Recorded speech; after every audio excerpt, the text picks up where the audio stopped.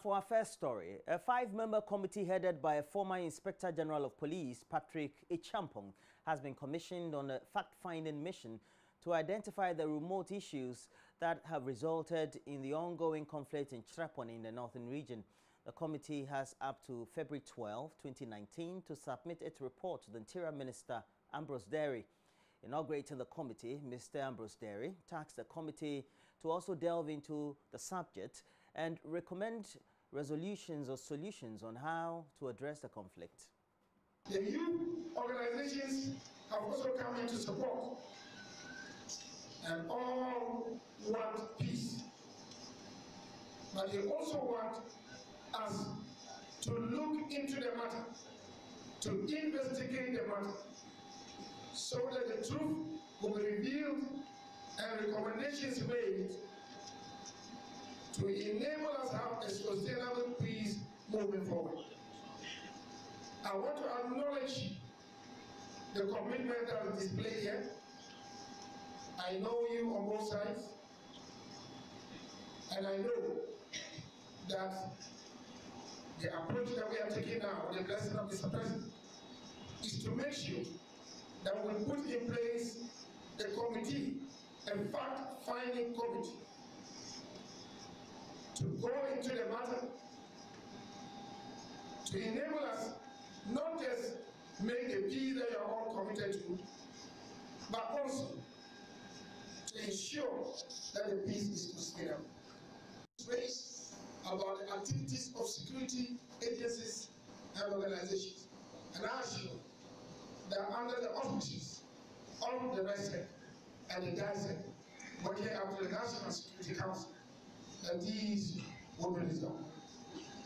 Yes, the damage and destruction, NABO has been directed to go immediately to the place to assess the damage.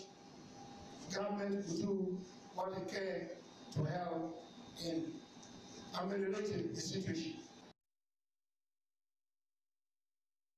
Meanwhile, the chairman of the Northern Regional Peace Council, Reverend Philip Name, said there was the need for dialogue to be used as a tool in resolving the conflict. We urge the fighting parties to adhere to principles of non-violence and use dialogue rather than the power of the gun to address their grievances. Although it is worthy to know that leaders of Kokombas and Anufus have already pledged to end the fight for the common good, we urge them to avoid the temptation of relapsing into overt violence. We also urge them to open up and use dialogue and mediation processes to sustainably cement their relationship. I would like to use this occasion to remind Ghanaians that the Criminal Code of Ghana has enough provisions to deal with interpersonal relationship problems, such as murder and destruction of properties. Individuals who feel offended should seek redress at the law courts rather than taking the law into their own hands. And to when the national president of the Kokomba Youth Association, Charles Nyoja, and the Anufa youth leader, Kofi Salifo Orlando, have also pledged their commitment to support the committee to deliver on its mandate. The Ghana Police Service is defending the killing of a 25-year-old banker by police personnel at Teshi in Accra. Divine Aquino was on a motorbike when he was shot by the police on suspicion he was an armed robber. The police claimed he snatched a woman's handbag and attempted to flee. His brother, Gameli Aquino, however, disputes the police claim, saying his deceased brother was a decent man. The family is currently demanding justice for the death of the 25-year-old. Ifua Evans Chinry has more. Divine Aquino, as described by his family, was well-mannered and full of life. He's the most humble person I've seen. Divine is not someone who will indulge in anything like that at all. If you know Divine, you know very well. Everyone is taken aback by this sudden occurrence. No one has ever come here to say this. We go trace Divine back to his school in Sugar School. Nothing. Accra Polytechnic, nothing of the sort. Nothing of the sort. If there was a trend, then we could say, oh, okay. But there's no trend. There's nothing like that. So how? That is what begs the question. How? His father, Albert Aquino, says he will not rest until justice is served. If you found him with even something, he told you his dad is near, his house is just here. He has his car in the yard. So let us go. So you see my parents. Just about 5 houses away. And you still went ahead and do that damage. Can they bear that pain? We need justice. This eyewitness narrates what happened. I was coming back from nightclub that time with my brother. So when we met a lady, yeah. Together you were with him? With my brother. Yeah, with a lady, but I have to wait for them under the tree. Then they will go inside. So I know our neighborhood, so I decided to sit down. So after searching me, and they saw a motorbike coming around the corner, and they have to drive straight to that place. This corner, and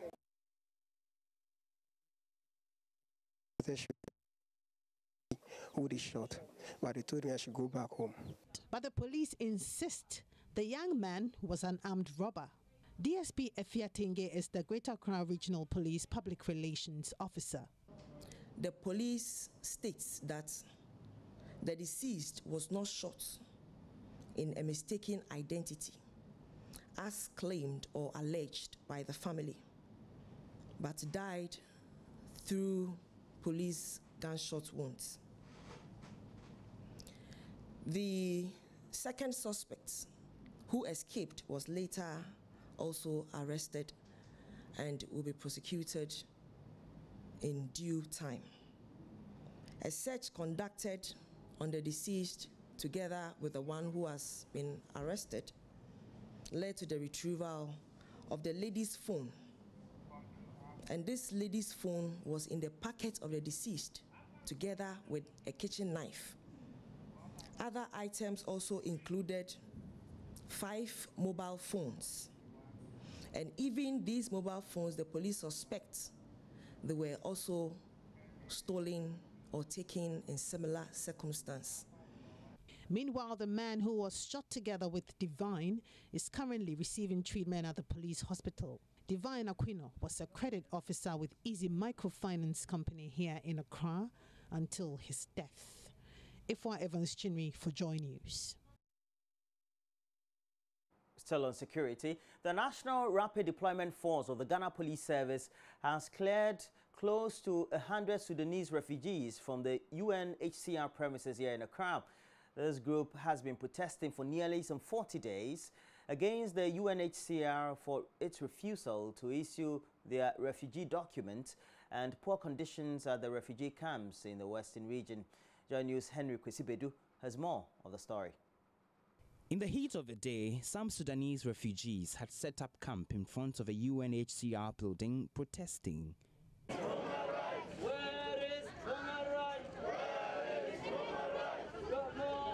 Mothers, children and the old have been exposed to such harsh weather conditions for nearly a month and a half. On Thursday, police dispersed the refugees from the UNHCR premises. However, the refugees refused to leave until their demands were met.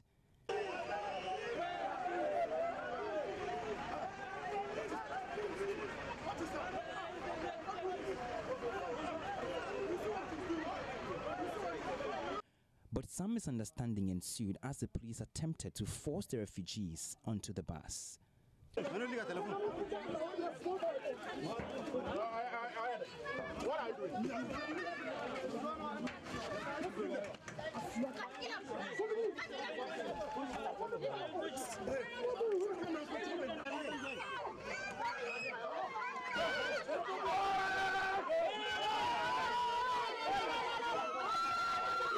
Commander-in-charge of a National Rapid Deployment Force, Superintendent Al-Mayal Kwarase Abbas, explained the Sudanese refugees were causing a nuisance and needed to be dispersed.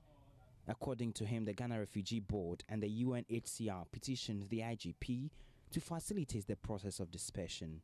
The Ghana Refugee Board wrote to the Inspector General of Police regarding the unauthorized residence of some refugees from Sudan. And subsequently, they came here, they were here, that is on the 26th November, since 26th November, they have been here, causing nuisance and posing security threats.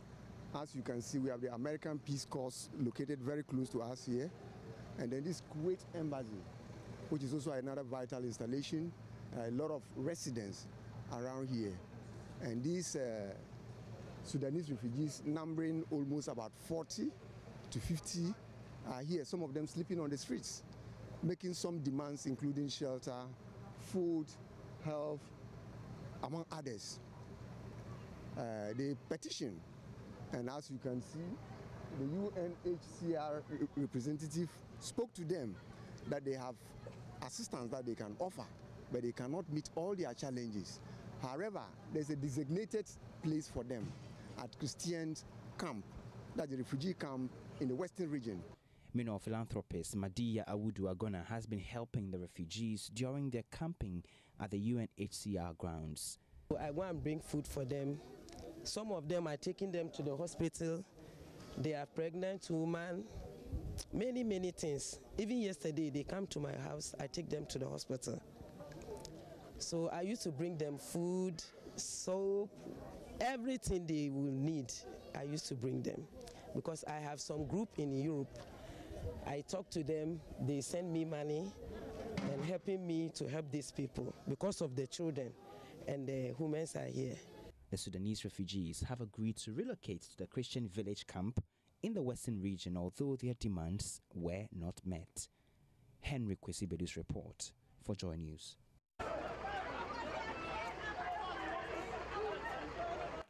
Away from these issues, the residents of the newly endorsed regions say they expect nothing but accelerated development to bridge the gap between them and the centers of the present regions. Health, education and roads are among key sectors of expectation to justify their huge endorsement at the polls. Nana Sensumensa, who covered the elections in the proposed Bot Ahafo region, gauged expectations of residents and fathers reports. It is a hot Thursday afternoon here at Hwidium in the Sestivi South District. The limited opposition to the creation of the new regions witnessed elsewhere, like the proposed Oti region, never played out here. For the people of Ahafo, regional independence has been high on the agenda for over 40 years. However, for whatever reasons, as at 12:30 p.m., voter turnout was low at the polling stations, too low to reach the threshold of 50% registered voters.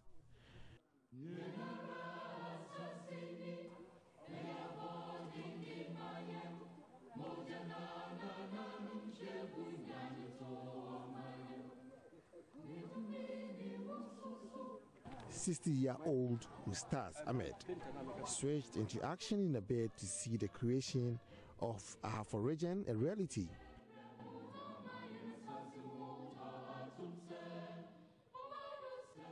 He conveyed the old, sick and other weak voters to polling stations to enable them to cast their ballots and make the numbers.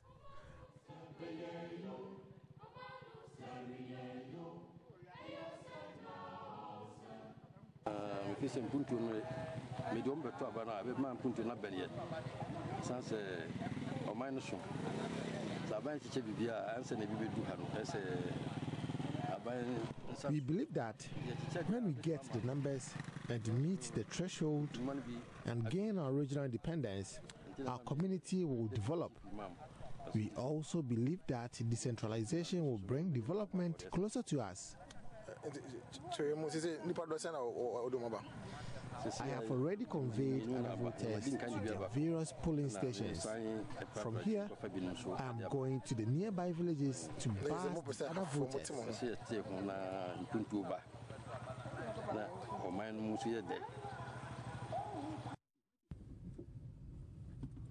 One cannot begrudge people like Ustaz Ahmed for the zeal in this enterprise.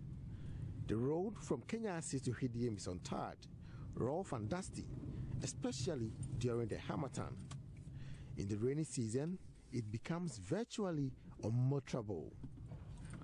On our way from Gosu to Sankwari, we saw some locals who were busily riding on the rough road on motorbikes to cast their votes. So, having cleared a major hurdle, the people of Ahafo and the other proposed regions cannot wait for the presidential assent to complete the other legislative processes to legally bring them into existence. Actually, when we talk of development, we are far behind in terms of everything. We are not saying that overnight all our problems are going to go away, but the mere fact that our future is going to be in the hands of our own people give us a lot of hope. We are very glad that we have achieved our target. That is the overwhelming vote, not only for the Ahafo, but also for the Bono East as well. Except for a few instances of alleged election irregularities, the contributions of Ustaz Ahmed and others made a huge difference. My name is Nana Asensumaisa. And to end the bulletin, the government has started giving startup capitals to persons living with disability to start their own businesses. This, according to the District Chief Executive for the Trifo Timukwa District Assembly, is to help empower such persons and make them more independent. Speaking at a ceremony to hand over the cash and the equipment, Robert Ajimanyantichi indicated it is the wish of government to see the street of Ghana rid of burghers who usually are persons with disability. Richard Kojanyako has more on the story. Upon request made by persons living with disability on government yielded to their requests. Startup capital for them to start businesses have been provided by government. They range from freezers to sewing machines. District Chief Executive for Chufu Etimokwa, Robert Ajimanyantichi, says the gesture from government is to help empower persons with disabilities to be independent. As we give these things out to them, they must always bear in mind that they are not going to be giving this till they die. So the little that comes their way, they must be able to be content with it and also put to good use, so that in the near future it will yield something for them. For instance, if you have a deep freezer and you have to be working around with sachet water, ice cream, and those things, all those things are areas that one can benefit from financially. So if they have this opportunity, they should be able to put them to good use. Social Welfare Officer in the district, Kofi Kwachi, wants the general public to accord persons living with disability with some respect. He believes if parents of persons living with disability show care, support and love, Ghana's streets will be without persons living with disability who beg. Public should have a positive perception about PWDs because they are capable of doing so many things. As I speak to you, I'm a person with disability myself, you understand? And through education, I've been able to become the district social welfare officer.